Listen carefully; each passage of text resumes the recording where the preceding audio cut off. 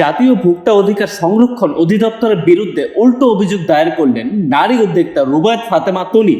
তিনি অভিযোগ করে বলেছেন, ব্যবসা শেষ করে দিতে উঠে পড়ে লেগেছেন জাতীয় ভোক্তা অধিকার সংরক্ষণ অধিদপ্তরের ঢাকা জেলা কার্যালয়ের সহকারী পরিচালক মোহাম্মদ আব্দুল জব্বার মণ্ডল। তনি দাবি করেন, একটি অবৈধ অভিযোগে ও অপর একটি ভুয়া অভিযোগে জরিমানা করা হয়েছে। একই সঙ্গে পুলিশ প্লাজায় অবস্থিত তনির প্রধান শোরুম বেআইনিভাবে বন্ধ করা দেওয়া হয়েছে।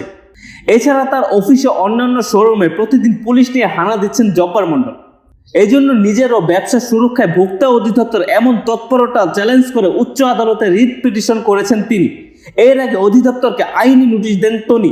তনির পাঠানো উকিল নোটিশ ও রিট পিটিশন থেকে জানা গেছে, গত 14ই মে সানবিসকে দুটি অপরাধের দায়ে 50,000 ও 2 লাখ টাকা জরিমানা করা হয়। লুবনা ইয়াসমিন নামের এক নারীর অভিযোগে প্রেক্ষিত 50,000 টাকা জরিমানা করেন ঢাকা বিভাগীয় কার্যালয়ের সহকারী পরিচালক ইন্দ্রাণী রায়। লুবনা ইয়াসমিন নামের ওই ক্রেতা সানবিস থেকে একটি পোশাক কিনেছিলেন 9 ফেব্রুয়ারি। এর 53 দিন পর 3 এপ্রিল ওই নারী ভোক্তা অধিদপ্তরে অভিযোগ করেন। পরে 12 মে সানবিসকে প্রধান শোরুমে অভিযান চালিয়ে সেটি সিলগালা করে দেন সহকারী পরিচালক জব্বার মণ্ডল। নিয়ম অনুযায়ী শাস্তি পাওয়ার পর তার শোরুমে খুলে দেওয়ার কথা থাকলেও তা করেনি ভোক্তা অধিদপ্তর। এই সময় সানবিসের বিরুদ্ধে একটি তদন্ত কমিটি গঠন করে সংস্থাটি। তনির অভিযোগ, তাকে যে জরিমানা করা হয়েছে তা বেআইনি, কিন্তু অন্যান্য শোরুমগুলোতে অভিযান চালিয়ে বন্ধ করে দেওয়ার ভয় দেখিয়ে তার থেকে জরিমানার টাকা আদায় করা হয়।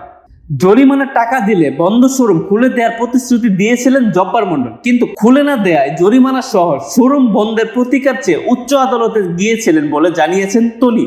ভোক্তা অধিকার আইনের 60 ধারা অনুযায়ী ঘটনার 30 দিনের মধ্যে অভিযোগ করতে হয়, কিন্তু লুবানা অভিযোগ করেছিলেন 54 দিন পর। ফলে এই অভিযোগটি আমলযোগ্য নয় বলে মনে করেন তনির আইনজীবী সৈয়দ খালিকুজ্জামান অরুণ।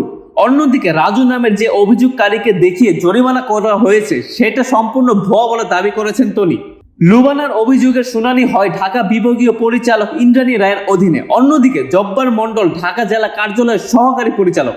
ইন্দ্রাণীর কাছে শুনানি থাকলেও একই সময় জব্বার মণ্ডল সেখানে গিয়ে ভুয়া অভিযোগে 2 লাখ টাকা জরিমানা করেন। জরিমানার টাকা না দিলে অন্যান্য শোরুম বন্ধ করে দেওয়ার ভয় দেখিয়ে টাকা আদায় করেন। রাজু নামের কারো অভিযোগের জন্য তনিকে কোনো নোটিশ বা শুনানি করা হয়নি বলেও জানান তনি। এদিকে 2 দফা জরিমানার পরও ব্যবসা প্রতিষ্ঠান খুলতে না দেয় তনি বাধ্য হয়ে উচ্চ আদালতে গিয়েছিলেন বলে জানিয়েছেন। তনি বলেন, জব্বার মণ্ডল আমাকে বলেছিলেন, আপনাকে যে জরিমানা করা হচ্ছে এটা পরিশোধ করেন, তাহলে এটা এখানেই শেষ হয়ে যাবে আর শোরুম খুলে দেওয়া হবে। আমি ব্যবসা বাঁচাতে তার কথা মতো টাকা দিই। কয়েকটি কাগজেও তার স্বাক্ষর নেওয়া হয়, কিন্তু পরে শোরুম খুলে না দিয়ে তদন্ত কমিটি করেছে।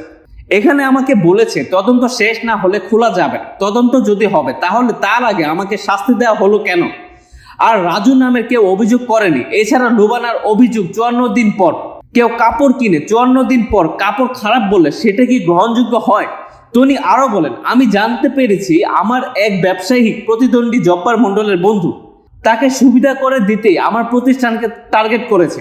আমি এটা তথ্য প্রমাণ জোগাড় করেছি, রেডি হলে আইনি ব্যবস্থা নেব। তবে 2 দফা জরিমানা করলেও জরিমানা কি অপরাধে করা হয়েছে সেই আদেশের কপি তনিকে দেওয়া হয়নি। এছাড়া তার শোরুম সিলগালা করার বিষয়ে কোনো নোটিশ বা আদেশের কাগজ দেওয়া হয়নি।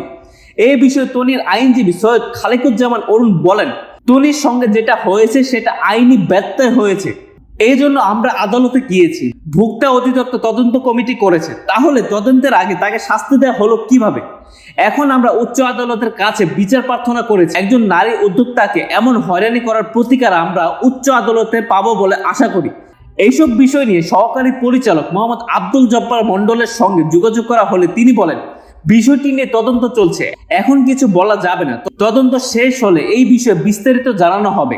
এইদিকে মঙ্গলবার আইনি নোটিশ পেয়ে তনি বিভিন্ন শোরুমে অভিযানে নামেন সরকারি পরিচালক আব্দুল জব্বার মণ্ডল। প্রথমে বনানীতে তনির অফিসে যান, কিন্তু অফিস বন্ধ থাকায় অভিযান চালাতে পারেনি। পরে বিকালে ধানমন্ডির শোরুমে যান ভোক্তা অধিকারের টিম, কিন্তু সাপ্তাহিক ছুটির দিন মার্কেট বন্ধ ছিল, সেখানেও কোনো অভিযান চালাতে পারেনি ভোক্তা অধিদপ্তর টিম। নিউজ ট্রেন্ডস, আবির হাসান। অভিযোগপত্রটা এইটাই। ফেসবুক লাইভে যে ড্রেসগুলো বিক্রি করেন তার ভিতরে একটা ছিল কি, হ্যাঁ, যে পাকিস্তানি অরিজিনাল ড্রেস বলে বিক্রি করে দিয়েছেন। ওই ড্রেসগুলো আসছে না আমাদের কাছে, ড্রেসগুলো দেখান, বের করেন। হ্যাঁ,